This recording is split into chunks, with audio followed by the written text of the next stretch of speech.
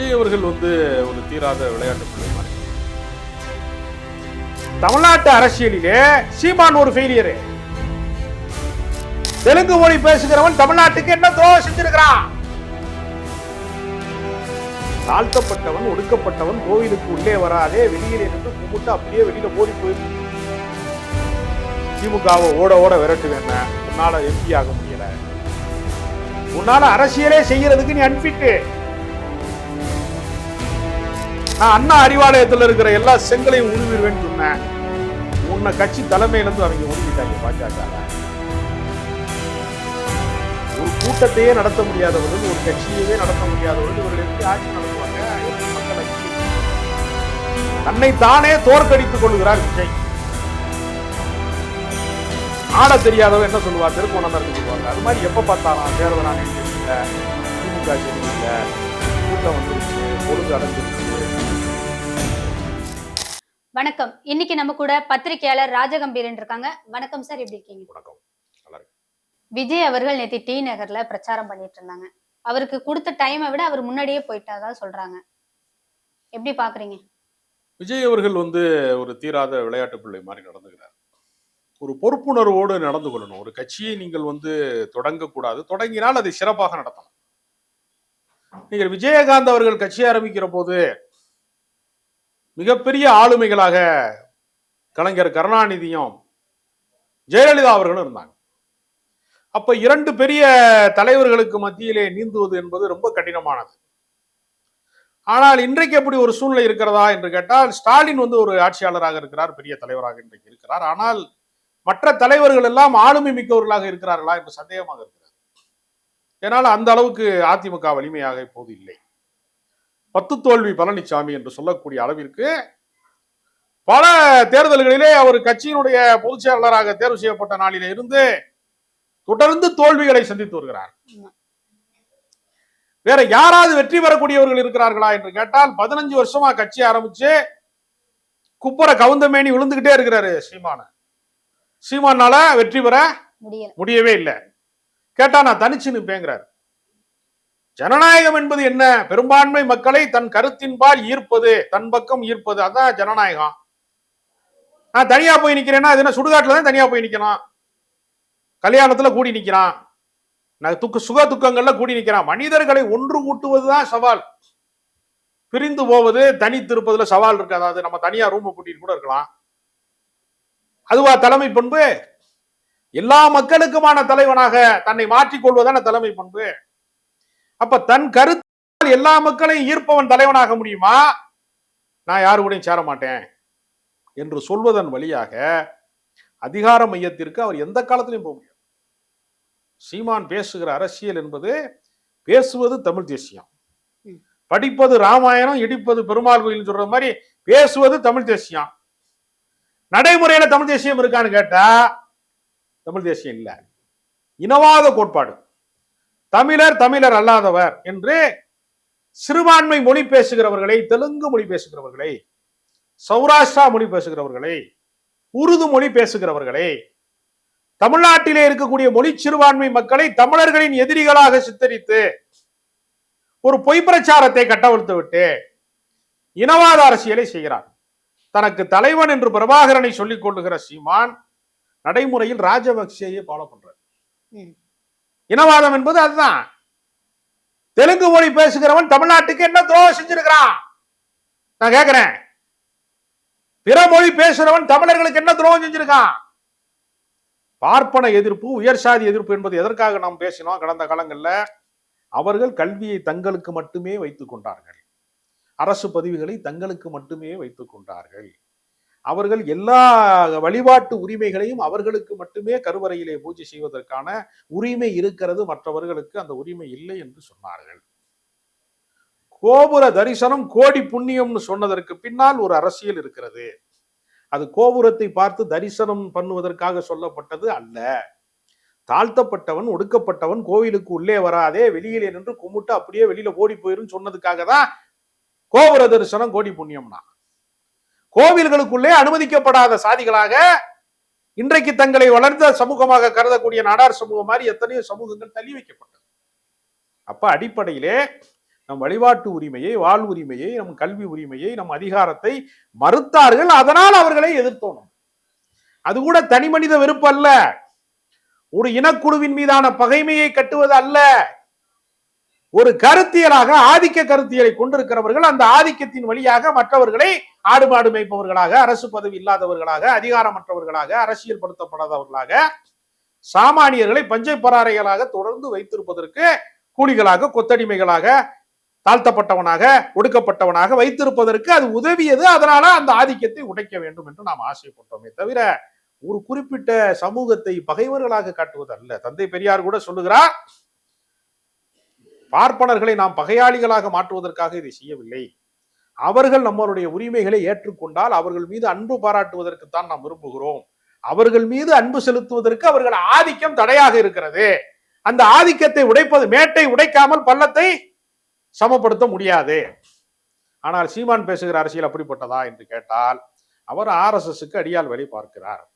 நேற்றைக்கு கூட அவர் காஞ்சி சங்கர மடத்திற்கு திருப்பரங்குன்றத்திலே கலவரத்தை தூண்டுவதற்காக மிகப்பெரிய அளவிலே வேலை செய்த ராம ரவிக்குமார் என்கிற ஒரு கலிசடை சங்கியை கூட்டிக் கொண்டு போகிறார். இப்ப சீமான் எப்படி தமிழ் தேசியத்துக்கான ஆளாக இருக்க முடியும்? தமிழர் ஒற்றுமைக்கான ஆளாக சீமான் எப்படி இருக்க முடியும்? சமூக நல்லிணக்கத்துக்கான ஆளாக சீமான் எப்படி இருக்க முடியும்? சமய நல்லிணக்கத்துக்கான ஆளாக சீமான் எப்படி இருக்க முடியும்னா நிச்சயமா இருக்க முடியாது. அப்ப தமிழ்நாட்டு அரசியலிலே சீமான் ஒரு ஃபெயிலியரு. டிடிவி தினகரன் 8 வருஷமா எடப்பாடி எடுத்துட்டு அவர் கூட போய் சேர்ந்தாரு. தமிழ் மாநில காங்கிரஸ் என்று பெயர் வைத்துக் கொண்டு தாமரை சின்னத்துல போட்டிடுறாங்க. கூட வெக்கக்கட்டு என்ன இருக்கு? காங்கிரஸ்ங்கிற பேரை வச்சுக்கிட்டு தாமரை சின்னத்துல போட்டிடலாமா? உனக்கு எதுக்கு தனியா கட்சின்னு ஒரு கேள்வி இருக்குல்ல. நீங்க பிஜேபியில போய் சேரு, உன்னை யார் வேணாங்கிறா? உனக்கென்று தனித்துவம் இருக்கணும், தனித்த கொள்கை இருக்கணும், கோட்பாடு இருக்கணும், அப்பதான் அரசியல். அப்ப விஜய்க்கு இயல்பாகவே தமிழ்நாட்டிலே ஒரு எதிர்கட்சி வெற்றிடம் இருக்கும் போது, அதிமுக பலவீனப்பட்டு கிடக்கிற போது ரோடு கிளியரா இருக்கு வர்றதுக்கு. ஒரு வர்றாரு, டபக்குன்னு போய் எப்படி ஷூட்டிங்ல ஒரு ஷாட் நடிச்சுட்டு போய் கேரவன்ல போய் படுத்துக்குவாங்களோ அதே மாதிரி வர்றாரு, ரெஸ்ட் எடுக்கிறாரு. 2 நாள் ரெஸ்ட் எடுக்கிறாரு. தேர்தல் பிரச்சாரம் முடிவதற்கு 4 நாள். இன்றைக்கு மாலை தான் அவர் என்ன செய்யறாரு? மத்தியானத்துக்கு மேல 3 மணிக்கு மேல தேர்தல் அறிக்கை வெளியிடறாங்க. தேர்தல் அறிக்கை எப்போ வெளியிடுவாங்க? பிரச்சாரம் தொடங்குவதற்கு முன்பே தேர்தல் அறிக்கையை வெளியிட்டு அதை விவாதமாக மாற்றி பல பேர் அதை வைத்து வாக்கு கேட்பார்கள். தேர்தல் அறிக்கை தான் எங்களுடைய கதாநாயகன், இந்த எலெக்ஷன்ல எது ஹீரோ? எங்கள் தேர்தல் அறிக்கை என்று பல கட்சிகள் பேசுவார்கள். ஆனா இவர் தேர்தல் அறிக்கைய 3 நாளைக்கு முன்னாடி வெளியிடுறாரு, 4 நாளைக்கு முன்னாடி வெளியிடுறாரு. அப்படின்னா அவர் அரசியல், இது பந்தயம், முதல் முறையாக அரசியலுக்கு வந்திருக்கிறார் என்கிற பரிதாபத்தை பந்தயத்துல ஓடும் போது பார்க்க முடியாதுல்ல. இப்போ முதல் முறையா ஒருத்தர் சினிமா எடுத்து ரிலீஸ் பண்றான் ஒரு டைரக்டர். அன்னைக்கு மணிரத்னம் படம் ரிலீஸ் ஆகுது. சார் ஃபர்ஸ்ட் படம் பண்ணியிருக்காரு சார் அவரு, அதனால அவர் அந்த படத்துல இருக்கிற குறைகளை எல்லாம் மன்னிச்சிடணும் சார் அப்படின்னா ரசிகன் நல்லா இருந்தா தானே பார்ப்பான். ஹோட்டல் புதுசா திறந்துருக்காங்க சார், உப்பு போட மறந்துட்டாங்க சார், நான் சாப்பிடுவானா? குறைகளை மன்னிப்பதற்கு யாரும் தயாரா இல்ல. சரியாக இருக்கணும், வந்தால் தோன்றின் புகழுடன் தோன்றுக. அப்படி தோன்ற முடியலைன்னா தோன்றலின் தோன்றாமை நன்று. வராத, வந்தா ஜெயிக்கணும். நீ சினிமாவில் நீ பெரிய ஹீரோ, அரசியல்ல நீ ஹீரோவா? உன் தொகுதிக்கு, உன் சம்பந்தப்பட்ட ஆளுக்கு, உன் ராஜமோகனுக்கு, உன் கட்சி வேட்பாளர் புஷி ஆனந்துக்கு நீ பிரச்சாரம் பண்ண நேற்று சென்னைக்குள்ள உள்ள வர்ற. பாதி வெளியில ப்ரோக்ராமை முடிச்சுக்கிட்டு 8 மணி வரைக்கும் தேர்தல் கமிஷன் பெர்மிஷன் கொடுத்துருக்கும் போது 6 மணிக்கு வீட்டுக்கு போறேன்னா பரீட்சையில எழுதிட்டு இருக்கும் போதே பாதியிலே பேப்பர் முடிச்சு கொடுத்தா பாஸ் ஆயிடுவீங்க. உள்ள ஏதாவது கலவரம் ஆயிடும், வேணா நைட் டைம்லங்கிறதுல போயிருக்கலாங்க. என்ன கலவரம் வரப்போகுது? என்ன வெடிகுண்டோட எல்லாரும் அலைகிறாங்களா? ஒரு சினிமா நடிகை வேடிக்கை பார்க்குறாங்க, எப்படி கலவரம் வரும்? அவர் அரசியல் தலைவர் அப்படியே வர்ற, வெளியில வந்தா கூட்டம் வருது, கலவரம் வருதுன்னா அரசியலுக்கு வராத. நான் வர்றது மூலமா பல பேர் சாகுறாங்க நெரிசல்ல, அதனால நான் அரசியலுக்கு வரலன்னு சொல்லு. இது ஒரு காரணமா? நொண்டி சாக்குன்னு சொல்லுவாங்கல்ல, ஆட தெரியாதவ என்ன சொல்லுவா, தெருக்கோணலா இருக்குன்னு சொல்லுவாங்கல்ல. அது மாதிரி எப்ப பார்த்தாலும் தேர்தல் ஆணையம் சரியில்லை, திமுக சரியில்லை, கூட்டம் வந்துருச்சு, பொழுது அடைஞ்சிருச்சு, இதே ஒரு காரணம். எனவே அவர் அரசியலை அரசியலாக நடத்தல, அவருக்கு திரண்டு இருக்கிற கூட்டத்தை அவர் ஒழுங்குபடுத்தல, நெறிப்படுத்தல, அரசியல் படுத்தல. இளைஞர் கூட்டத்தை வீணடித்ததை தவிர, பல உயிர்கள் போனதை தவிர எந்த பயனையுமே இந்த தேர்தலிலே விஜய் அடைவாரா என்கிற சந்தேகத்தை இது உருவாக்குகிறது. திமுக எதிர்ப்புலாம் அப்புறம், முதலில் உங்களிடத்துல ஒருவரை எதிர்ப்பதற்கு முன்பு உங்களிடத்துல சில குவாலிட்டி இருக்கணும், ஒரு தலைமை பண்பு இருக்கணும். அதை ஒழுங்கு செய்ய முடியல. ஏன் பின்னாடி திரளுகிற கூட்டத்தை என்னால் ஒழுங்கு செய்ய முடியவில்லை என்றால் நீங்கள் கட்சி நடத்துவதற்கு அன்பிட். எல்லா கட்சியும் 196 தொகுதிக்கு சுற்றுப்பயணம் மேற்கொண்டிருக்கிறார் எடப்பாடி பழனிசாமி. எல்லா தலைவர்களும் சுற்றுப்பயணம் மேற்கொள்கிறார்கள். அதனால எனக்கு மட்டும்தான் கொம்பு முளைச்சிருக்குன்னு சொல்றதும், எனக்கு மட்டும்தான் கூட்டம் வரும்னு சொல்றதும் ஜனநாயக பண்பாக அது மாறாது. அதனால தன் சொந்த கட்சிக்காரனையே அறந்தாங்கில போய் நான் பிரச்சாரம் பண்ண போறேங்கிறாரு. காரைக்குடிக்கு போறாரு, 2:30 மணிக்கு அந்த டைம் முடிஞ்ச உடனே பேச முடியலைங்கிறார். எதுக்கு போறாங்க? ஒருத்தர் பிரச்சாரம் செய்வதற்காக போறாராம், மக்கள் பிரச்சாரம் செய்ய மோதுறதுனால எல்லா பணியையும் மக்கள் மேல போடுறது. மக்கள் கூடினதுனாலதானே நீ தலைவராயிருக்க, அதே ஒரு குற்றச்சாட்டா மாத்துறதா? அவர் குற்றச்சாட்ட சொல்ல, அதனால என்னால பேச முடியல அப்படிங்கறத. அப்ப நீ நான் ஊமைன்னு அறிவிச்சிட்டு போயிரு, எனக்கு பேச தெரியாது, நான் ஒரு ஊமை சொல்லு, நாங்க ஒத்துக்கிட்டு போறோம். மற்ற தலைவர்கள் எப்படி வர்றாங்க? உன்னை விட பெரிய தலைவர்களை தமிழ்நாடு பார்த்திருக்கா பார்க்கலையா? நீ எல்லாம் ஒரு தலைவராங்கிற அளவுக்கு பெரிய தலைவர்களை பார்த்திருக்கோம்ல. எம்ஜிஆர் மாதிரி தலைவர்களையா நீங்க வேணா உங்க மாதிரி தலைமுறையில பார்க்காதவர்கள் இருப்பீர்கள். எம்ஜிஆரை பார்த்திருக்காங்களா தமிழ்நாட்டு மக்களே? எம்ஜிஆரை விட ஒரு பெரிய தலைவர் அவரு. அவர் இப்படி வந்திருக்கிறாரா? எங்கேயாவது லேட்டா வந்திருக்காரா? நெரிசல் மரணத்தை நிகழ்த்தி இருக்கிறாரா? இந்த மாதிரி குறிப்பிட்ட டயத்துக்கு வர முடியாம திரும்பி போயிருக்காரு எப்பயாவது?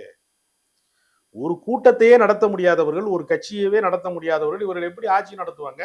எப்படி மக்கள் அங்கீகரிப்பாங்க? தன்னை தானே தோற்கடித்துக் கொள்ளுகிறார் விஜய். விஜயினுடைய அரசியல் ஒரு நாளும் தமிழ்நாட்டில் வெல்லாது. வெல்வதற்கான எந்த தகுதியையும் அவர் வளர்த்து கொள்ளவில்லை. சினிமா மோகத்தை மட்டுமே வைத்துக்கொண்டு நெடுந்தூரம் பயணிக்க முடியாது.